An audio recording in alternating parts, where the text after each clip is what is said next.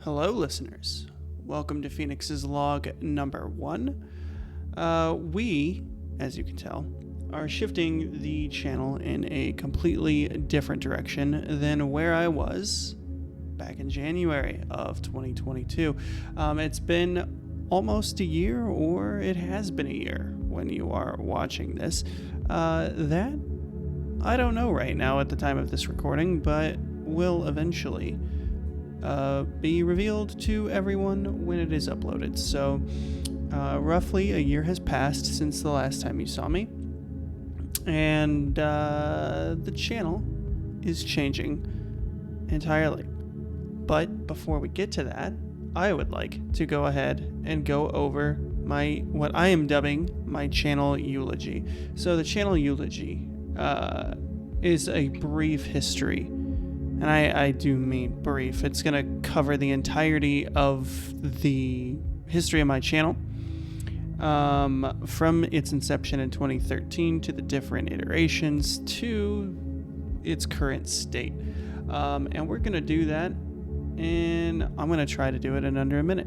So we first launched in 2013 under the name Legendary Victory with my friends Trey and Ryan.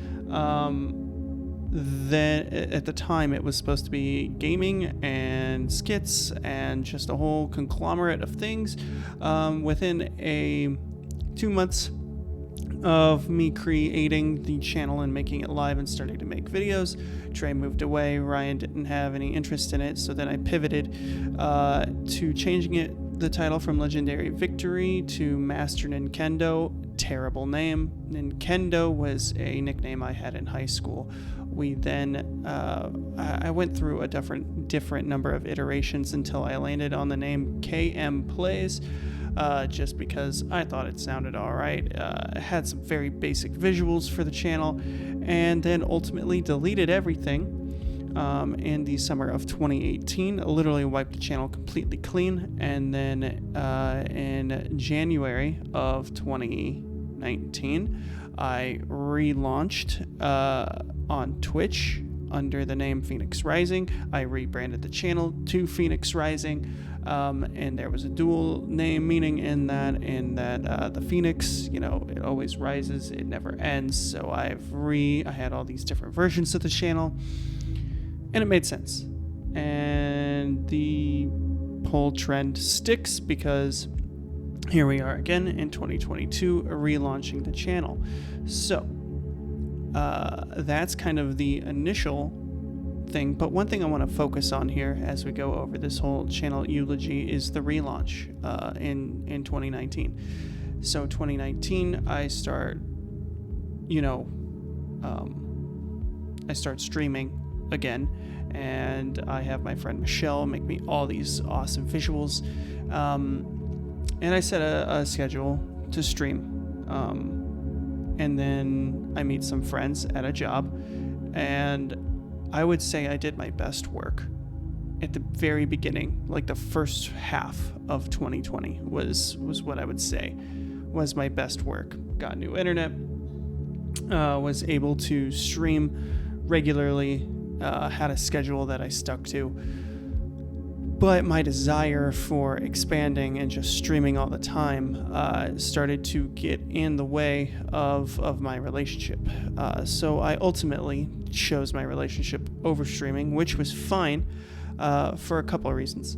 Number one, there was a changing dynamic. Number one, more people were continuously being added into the fray. I mean, these friends of mine were streamers as well, and they were building their communities, and it was this whole big community that I was also a part of.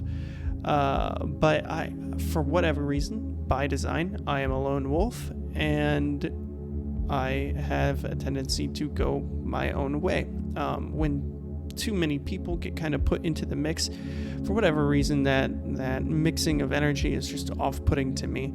I like to personally blame it on my empathic capabilities, just that nature of feeling vibes, if you will, auras, what have you, that energy that people give off. I can feel it. Very in tune with other people, their emotions.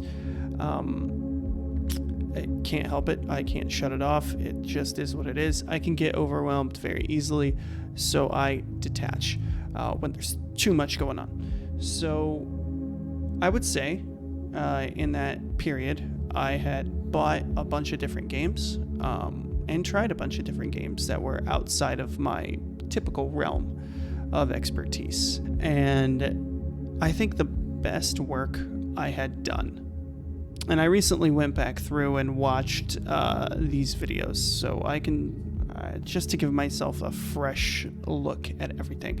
I think the best work I had done was the Minecraft stuff, which is funny because if you go back and watch, you hear me saying like, oh my god, this is killing my channel. Minecraft is killing my channel. My viewers are gone, blah, blah, blah.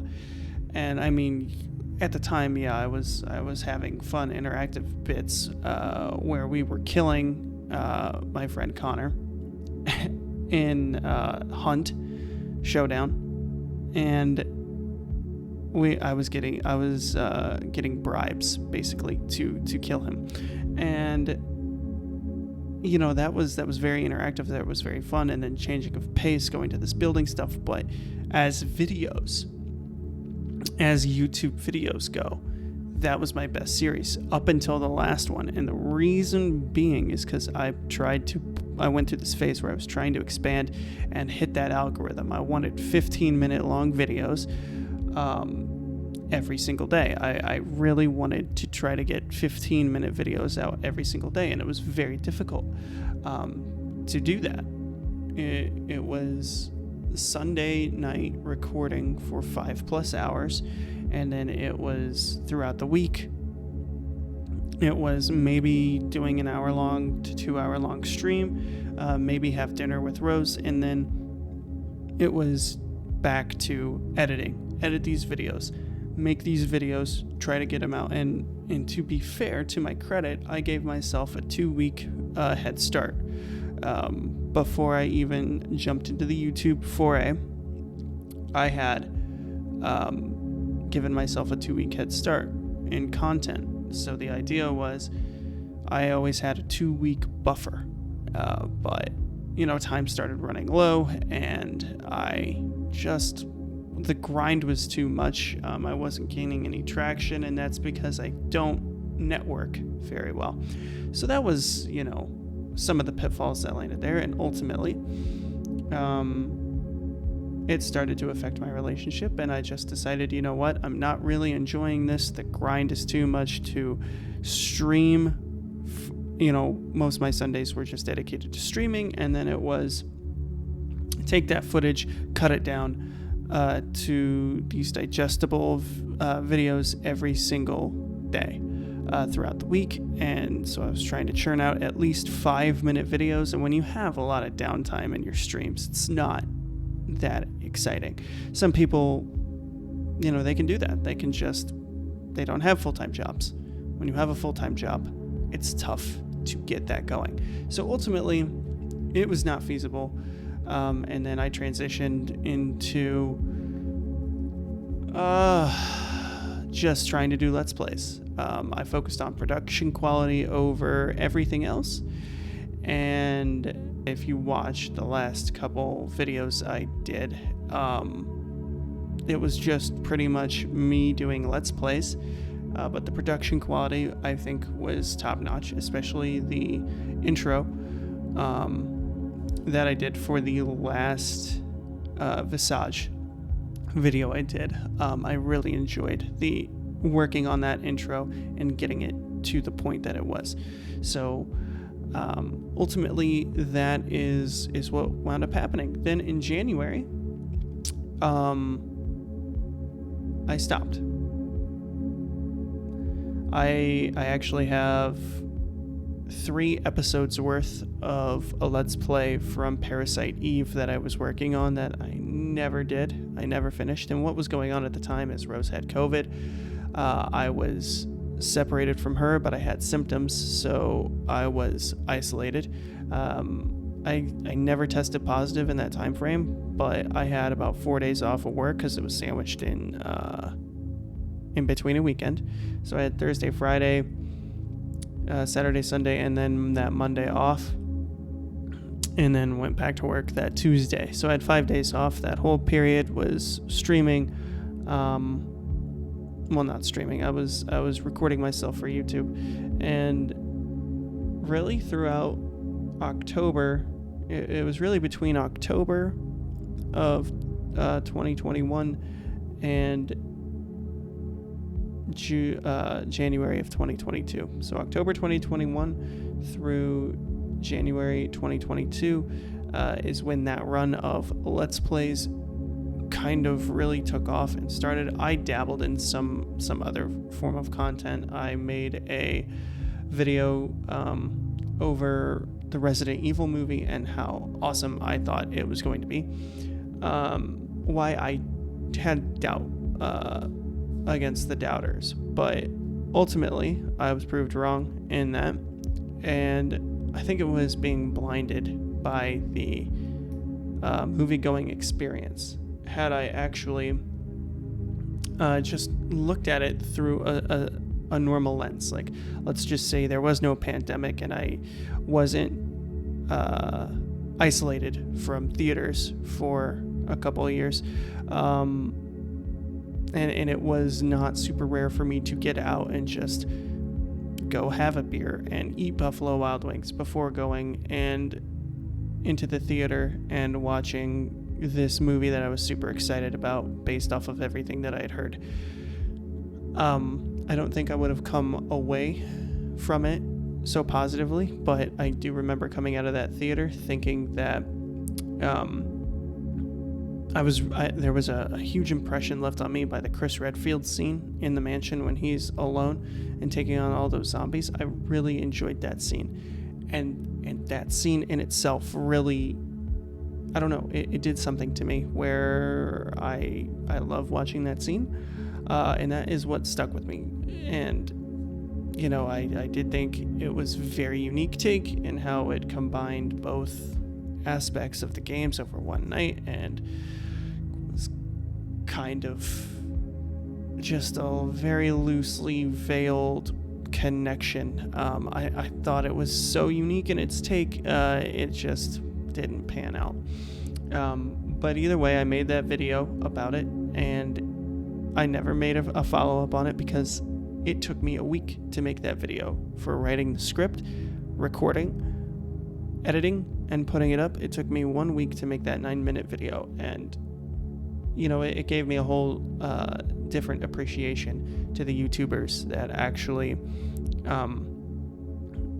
do this. Like, they're constantly working, they're writing scripts, they are recording, they are doing this, doing that, watching content when they're not doing that stuff. Because a lot of them, you know, they watch the series that they make a very deep breakdown on, so, and it's not just a normal watch through. It's not you sit down and you watch and you are half there, half not. It is they're paying attention to every single detail, they're taking notes, they are coming up with ideas and loosely making scripts. Like, YouTubers constantly work.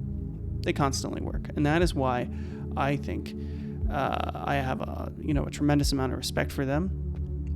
Ultimately, though, I am not cut out to constantly do that, nor does my relationship really allow for that, because I am being turned away constantly from media. More so, I watch TV less and less. I play games less and less. And that actually will bring me to the next point, and that is my 2022 year in review, because that is the big thing that I would like to get into here today, beyond the channel Eulogy. So thanks for sticking with me through the channel Eulogy and the recap and everything else that I've gone on and blabbered about for the last however many minutes it's been that I cut out, thank you for sticking with me. This is going to bring me now to the 2022 year recap. So, in that last video that I made, I was probably around 174 pounds last Christmas. I was, and by last Christmas, I mean Christmas of 2021, I was 178 pounds. I was not working out. I was drinking heavily. That I do think was a 1-2 combination of the pandemic and trying to get over the death of my mom. That struck me very hard. Both things in tandem struck me hard. I just started drinking. I had just gotten out of the military, so I hated running because of that, have hip issues, and that was something that I just stopped doing to pretty much just focus on gaming and coping and however I could. So hardcore drinking. So one day we're taking a nap and Rose wakes me up and asks if I want to go on a vacation somewhere outside of the US. And I say, you know what, sure, let's go. Have a good paying job now. We both have good paying jobs. Let's just take a break and get the heck out of here. So she decides, or rather we decide on going to the Dominican Republic. It is an all-inclusive resort that we went to. A beautiful place, but the most important thing is that put me in a spot to lose some weight. So I started cutting my drinking back to weekends and working out regularly. Now at that time I didn't change my diet too much, still, a good amount of fast food, eating out, having a lot more calories than I needed to throughout the day. Over the course of a couple months, so late January into early April, I had lost about 10 pounds, put on a decent amount of muscle, was really making some progress. And then the big thing, so this year is a year of big things. This is definitely one of them. Someone tried to carjack me at gunpoint. I stress try because they were unsuccessful. Long story short, I took the gun away from him. There was a struggle. I was dragged, the car got knocked into gear and into reverse, and so it's slowly rolling back. I'm being dragged along the ground, and the gun goes off right next to my head. The ricochet hit him in the arm, and he almost bled out. He ran away, found two people that wrapped his arm up and basically stopped him from bleeding out. He was then picked up by the cops. I had taken the gun from him. We called 911. He got picked up. It was the right guy that got picked up. I had reasonable doubt because the detectives were not giving me as much info. Now, I don't know how much info they could give me, but ultimately I agreed, because I had reasonable doubt at the time. I agreed to let him go through the juvenile system because he was still 17 at the time when he committed that crime. But little did I know, he was tied to multiple different carjackings in the area. They were able to tie him to it, and he was facing 130 years in prison. And because of my forgiveness, he was able to go into a hardware facility, is what they call it, and he is going to get a second chance at life. The ASA assigned to the case called me from her personal phone, told me how much she respected me, told me that I in no... starting to get a little emotional here. She just basically stressed that I saved his life, and that if I ever needed anything at all, no matter the time of day, time of night, 4 a.m., give her a call. I said, okay, I will. And that meant a lot to me. I was at work when I got that call. It was in October. And I just had to go out in my car and cry. It was really intense. We're getting ahead, but I wanted to bracket that whole thing in there. The trauma was really hard. You talk about life-changing and putting things into perspective, and how much the meaningless bullshit truly is put on a pedestal in our lives, and that is a blessing in disguise. One thing about me as a person, and I did have a difficult childhood. I was bullied a lot growing up because I was a reactive kid. I didn't know. And one thing about me is that when I was younger, I took myself way too seriously, and I also was unaware of how unintentionally funny I am. That's something that was pointed out to me later in my early adulthood. But I am actually unintentionally hilarious, and because I was picked on from such a young age, when I was going through middle school, whenever I had these brief moments, first they were brief, I thought that people were laughing at me instead of laughing with me. Well, technically I'm not laughing because I don't realize how funny I am in that moment. It was unintentional. So technically they are laughing at me, but either way, in that roundabout way, they're not laughing at me for the reasons that I thought they were, regardless.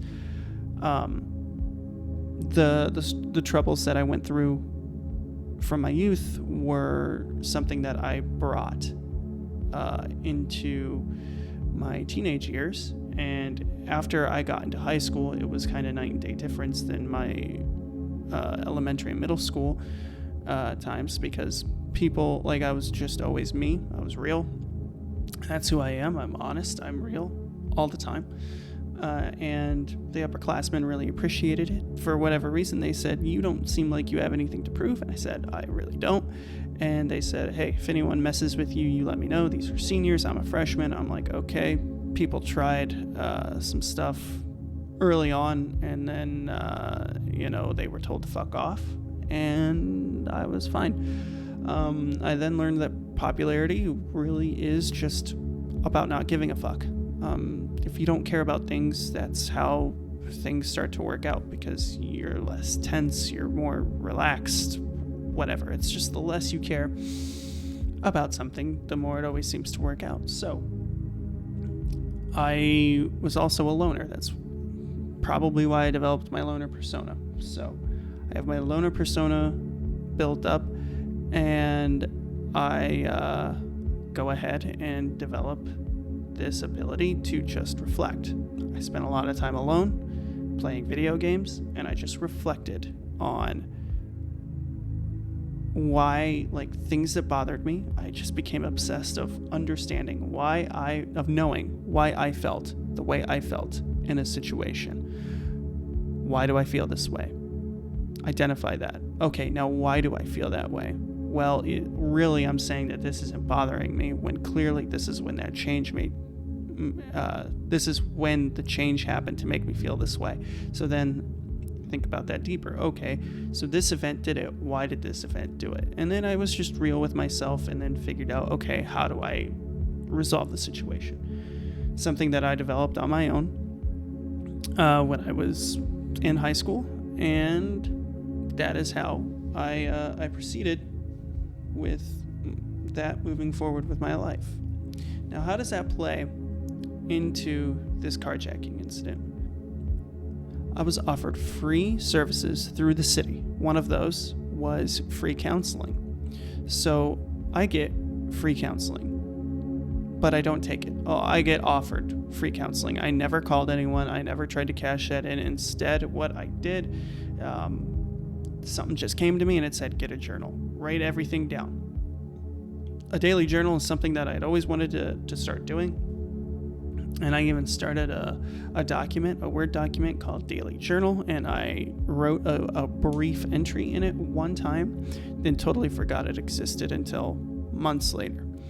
And then, so I actually physically bought a journal, a physical one, and I wrote in it every day for 30 days. Everything. And that was just me getting everything in. But that didn't start immediately after. That was probably, it was April 15th when this happened. And then I didn't start journaling until I went back to work. I took a full week off. So it was probably June. It was sometime in June. I do distinctly remember June 30th was my very first entry. So there was, I guess there was a full month and a half that went in there. And I think I was, as I'm recalling it now, I was actually getting really affected by everything. And that's the thing, is I didn't get offered counseling until they actually called me and said, hey, we're going to move forward and prosecute this guy. So there was a whole process there. So throughout this whole time, I just basically pick up a pen, start writing how I feel, and it was very therapeutic. I got a lot of stuff out.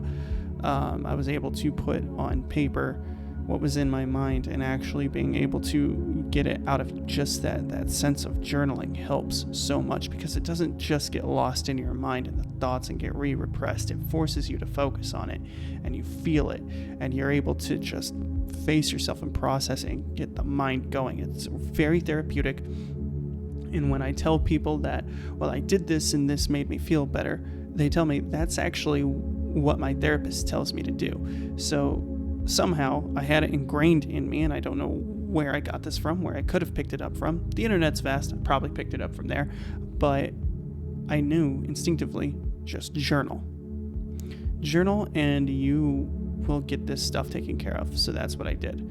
I journaled every day, and then after that point, it was less. It was like every other day, every couple days. It slowly weaned away to the point where I didn't journal at all throughout November at all. That entire month of November, I did not journal, and it was only recently in early December that I picked it back up. So again, the carjacking happened in April. I was still going through a contractor journey at work, and all that fun stuff. I got transitioned into a full-time employee, and then my stress kind of went away. Just as much stuff was going on, the stress just kind of dissolved, to where all those situations kind of came full circle within the matter of a couple months. So it was really nice, and then I just no longer needed to journal, and it was a huge win. So that was the one thing that happened, and as you heard, it started in April and ended in October. There was another thing that happened. So weight loss was coming along. Weight loss was coming along. The carjacking happened. In that time, I flip back and forth between, I pick up my drinking more. I am still working out. I'm still in the high 160s at this point. I'd say I'm between 165 and 170 at this point throughout the year. Then we go to the Dominican Republic in June. It was the beginning of June, so before I even started journaling, we get out, and it felt great because, mind you, this whole incident with the carjacking happened right outside my house, 30 feet from the front door, broad daylight. It was one of those things where it just sucked, because we were trying to find a house to buy, even though the market sucked, just trying to find a solid place to live. And ultimately we had to spend 90 days. We had to spend 90 days in that house, 30 feet from where the incident had. So anytime I open the door, it's right there, right?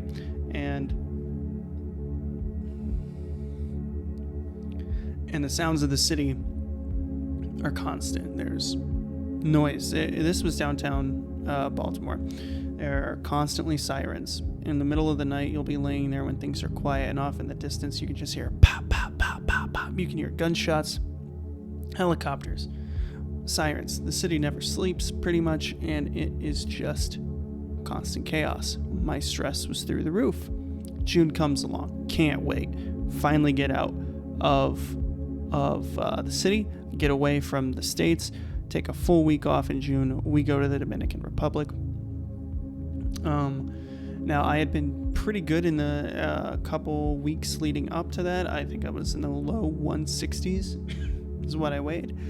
So we go there and we spend a week. I pretty much go on a bender, and then something exciting happens, and Rose and we go ahead and get engaged. I didn't have anything planned out. The ring did not come in time, unfortunately. She wanted an emerald. She did not want diamonds. So unfortunately, pretty much every jewelry store you go to, it's all diamonds. So I had to special order this thing from the internet. We got it. It was supposed to come the Friday before we left, which was a day before. Thursday night, I'm sitting there and I get a UPS notification that the shipment has been delayed until Tuesday. Fantastic. I'm not going to be there. Luckily, I was having it shipped to a friend's house, so I didn't have to worry about someone stealing it off my front porch because, fantastic city folk.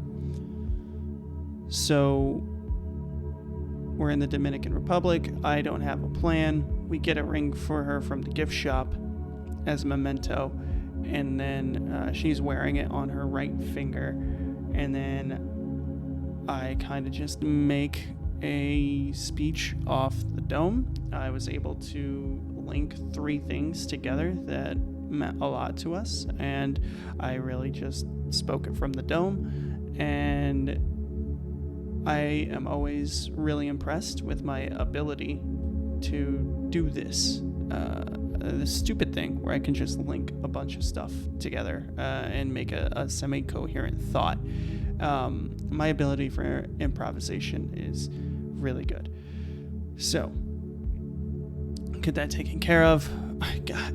God, I'm talking like it's so a random, normal business thing. I got fucking engaged. It was amazing. I was crying. She was crying. And then there was, some... I didn't do anything like a spectacular showcase. It was on the beach at night with the stars above us and a storm off in the horizon. So we had kind of a little mix of everything, right? And it was just us. There was no one else around. It was nice. It was intimate. I wasn't going to do that thing where I make this huge show and put her on the spot. I don't think women actually really appreciate that. And I say women loosely. I don't think people typically enjoy that, being put on the spot. So it's more or less a respect thing. If she wanted that, I definitely would have given her that. But just knowing her how I do, I didn't do that. She appreciated and thanked me for it later. So we got engaged in the Dominican Republic. I told her this isn't the ring. Obviously, she had it on the gift shop. When I dropped to a knee, she said yes. I took it from her right hand, moved it to her left. Then we went ahead and had dinner and got drunk together and celebrated. It was a fantastic time. I did not look forward to coming back because I was home for maybe a day. And then the sounds of the city just, came flooding back, and everything was stressful again. And it lasted about 2 weeks, and I was in talks with my boss. They were dragging their feet and trying to get me hired on full time, so they're stressed there because I'd been bitten by that in the past, being promised they would hire me on and it just falling through. And so they were dragging their feet. My boss is basically telling me they're not going to be able to pay me what I want, but hopefully it's enough. And if it's not enough, then, they totally understand. So I'm over here thinking like, okay, I don't really have much of a leg to stand on to be offered the compensation I wanted, but ultimately it was fine. I took no hit in pay, really. They just gave me a bunch of good benefits, which I was happy to take. And in turn, we're coming up on my review here for the end of the month. I think I'm killing it for what I've been tasked with, so we'll see what goes on there. But ultimately, I'm doing very well for myself right now. So I'm glad that, my 3-year contractor journey from 2019 to 2022 kind of panned out. I'll get into that in a later Fenix log, honestly, where I actually focus on that. But we've gone ahead and just gotten into a great, fantastic position for ourselves here in general, and I do not take it for granted, especially with the economy the way it is. Every single day I count my lucky stars, because unfortunately this carjacking incident happened the week that all the landlords decided to raise the rent. So I remember I had a conversation with a coworker about it, how their friend had lived in an apartment complex, and surprised their rent's going up by $600, and they're like, wait, what? I don't have that in my budget. And then I'm like, thinking to myself, I'm so lucky that our landlords and I have been month to month for a year and a half, because we don't want to have to deal with that, number one. And number two, they're not going to raise the rent on us because we're awesome tenants. Well, surprise, find out the area is not as good as we thought. And then we go ahead and move. It is still within our budget, but we went from living from well within our budget to just, at our budget, basically. So I'm still able to save money every month, but I am, not as much as I would have been. Which is unfortunate, but at the same time, this carjacking incident happened, and I was so focused on one particular thing in my life that really now I see that I was too focused on this one thing. There was stuff that I was going to let slip by. I don't necessarily know that I would have been engaged had this incident not happened. And while that sounds semi-terrible, I will say that I had the best intentions in mind. But I do realize now that I was focused solely on one aspect of my life, and this was something that she had wanted for some time.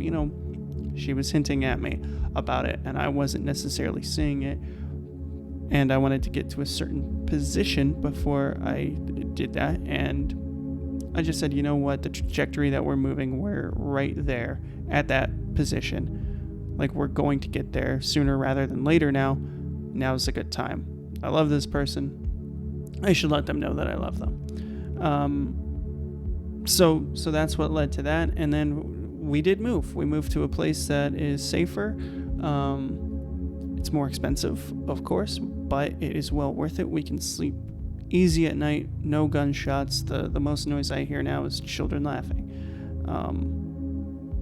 That took place in July, right before I transitioned over to full time.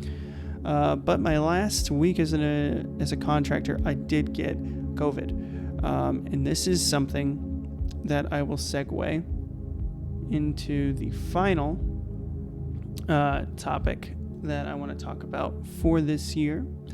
And that is essentially my weight gain. And you're probably thinking, well, how the hell does this actually play a factor into your weight?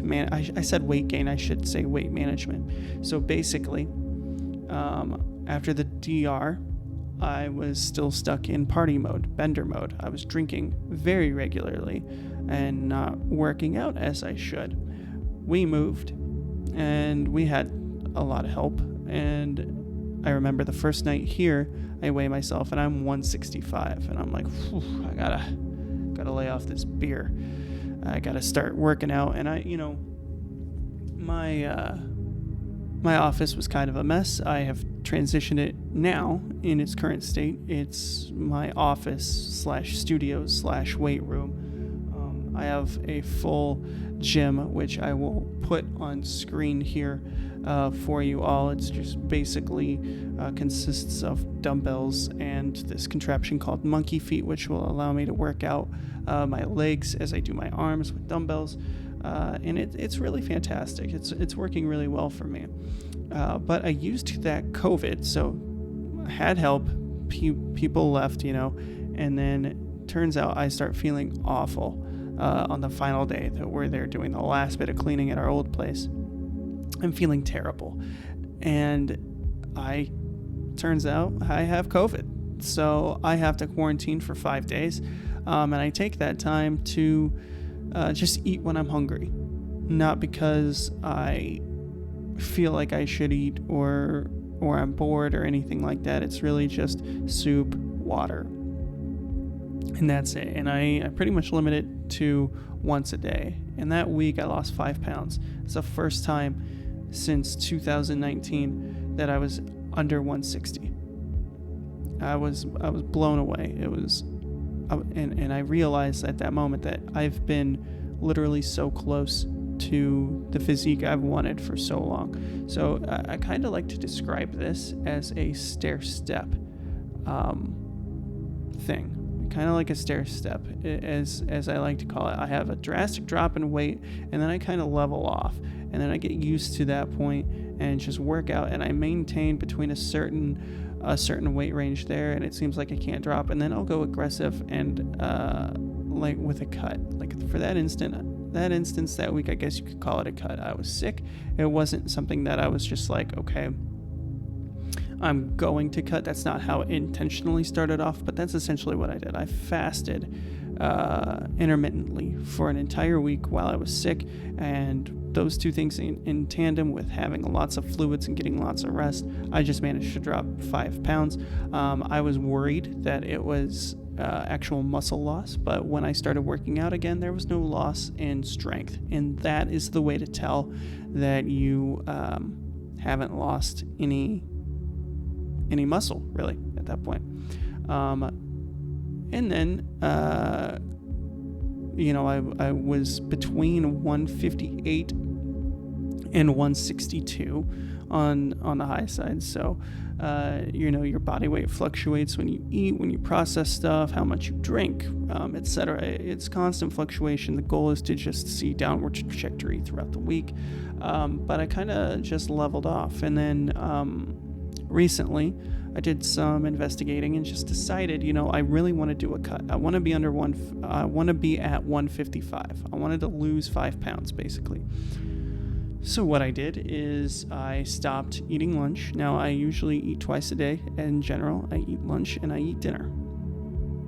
What I did is I replaced lunch with whey protein. Now a lot of people will tell you that you can do too much protein and that's not healthy for you. Whatever, that's fine. But in all honesty, from my experience and from everything that I've seen and tested, if you want to lose fat and keep your muscle, which is what some people really want. That's what most people want, right? You want to keep your muscle while you lose fat. So if you go into a cut, what I did is, and this is the best principle, is for the target lean body mass you want 1 gram of protein to basically the equivalent of 1 pound.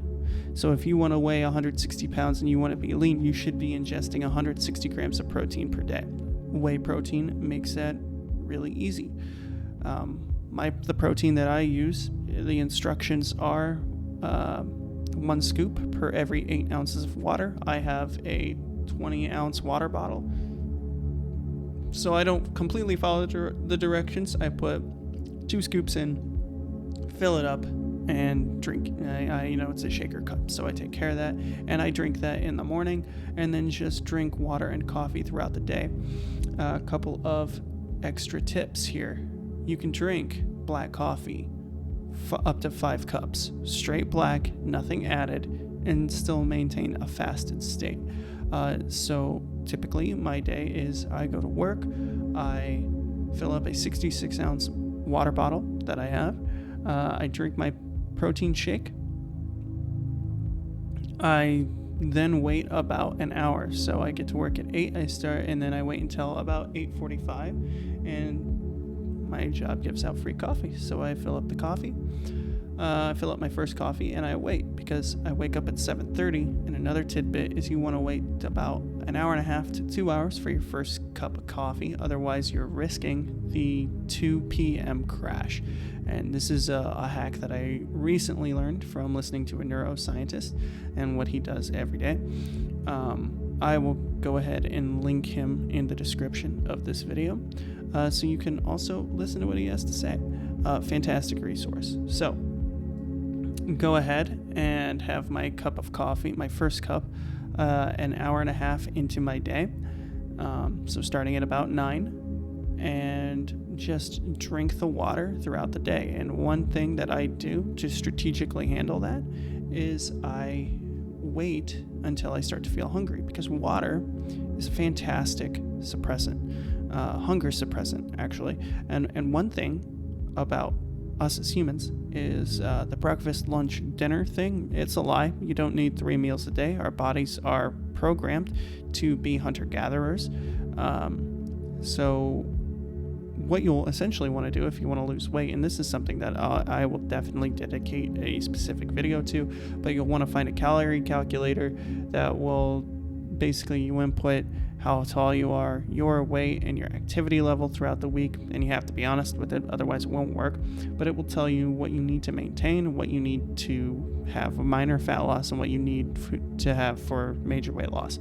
And for me, someone who works out between 3 and 4 times a week, my weight and my activity level at work, well, I guess, because I work out 3 to 4 times, that's what I selected, it will basically tell me that my necessity was around 2,000 calories for maintenance, and then pretty much anything below that is weight loss. Like 1,200 calories is weight loss. So my target calories for the day is about 800 to 1,200. That's typically what I go for. And I typically just try to fill out my protein first. I use 2 scoops of protein, that's 50 grams, 2 shakes of those per day, once in the morning, once after I've eaten dinner and worked out. So that's 100 grams there. I usually make myself a ham and turkey sandwich. I get fats from the cheese, the mayonnaise, and the mustard, and then I get carbs from the bread. Boom, I've hit everything. I'm on a downward trajectory because I'm at such a low caloric intake that I am burning all of my body is using this fuel, and the protein's there to not only sustain my muscle but help me grow. So that is just a couple things that I do for this intense cut, and that is what got me down to the 155 pound range, which is where I am at where I was at a couple days ago. It is the weekend, so right now I'm rocking right about 159 pounds. As I have drank soda, eaten fast food, all that fun stuff. I like to go a little bit wild on the weekends, to a normal degree. But, tomorrow's Monday, get right back on it and keep myself in check. So, current weight is around 155 on a good lean day. And I gotta say, getting to this point has been my goal from the beginning of the year. I just thought, man, if I could get down to a lean 155, that would be incredible. And here I am, a lean 155. I've gone through a lot of trauma this year. I handled that. It woke me up, made me realize one thing I really want to do is marry my best friend. So fuck it. No time's gonna be perfect. I'm gonna do that. So we got the wedding planning going on in full swing. Solved pretty much every issue that I had going into January 2021, and that is kind of what I want to do on my next video. I want to outline the progress between January 2021 to January 2023. It's been a dramatic 2-year shift. in the focus and what I've been able to accomplish and how I was able to accomplish it. And that brings me basically to the content of my channel moving forward. I'd like to focus predominantly on audio. One thing I love about podcasts and YouTube channels in general are topics and channels that you don't have to require to watch. I like to multitask, so I like to put an audiobook on while I play a mindless video game, or I like to put on a podcast while I do that and learn about certain topics. Then there are times where I just do want to watch the video, so I just sit there and stare at the screen while it's going on and just kind of the movement. I don't really watch it per se. I just kind of let my eyes relax and everything goes blurry, and just the movement stimulates me while I literally think about the topic and try to absorb it. I want to be an audio first platform going forward. I want to talk about the things that really matter to me. Spirituality, my journey in that, how I saw the world, how spiritualism, meditation saved me. If it wasn't for that, I would be a very depressed alcoholic. I would probably be into one or more forms of hardcore drugs. I have zero absolute doubt about that. I would have never joined the military. I would still be living with my parents, and I would be on the brink of death. I don't know how I could have. I can't. It's actually very terrifying to think about where my life would be had I not discovered that. I want to help people. I want to spread this message, because I swear to God, 2019, I thought I was very well tied into spirituality, and I thought that I had pretty much reached a very good level. And I can tell you from where I am now that I did not know shit. I discovered a wonderful author who was just, it was the next step that I needed. So I had my meditation down, and I just took the next step from this person, and I'm learning so much. And her name is Dolores Cannon. You should read her books. If you start with one, start with Between Death and Life. We're going to go over it all. This is the first step. This is probably going to be the roughest video that I make, because I didn't intend to talk for a full hour, but somehow I have just been able to talk for a full hour about everything. So moving forward here at Fenix Rising, we will be transitioning away from video games, gameplay videos. We're going to be talking about the things that actually matter to me as a person. That no longer is entertainment. That no longer is video games and the tragedy of the Resident Evil franchise. It doesn't matter to me in the slightest. That is media. Media will always be there in some form or another. We will always have entertainment. What matters is helping people who have no hope. I want to really take this message, and this is something that has resonated within me recently. I have been just moved by my connection to the light of the universe, and I am going to spread that.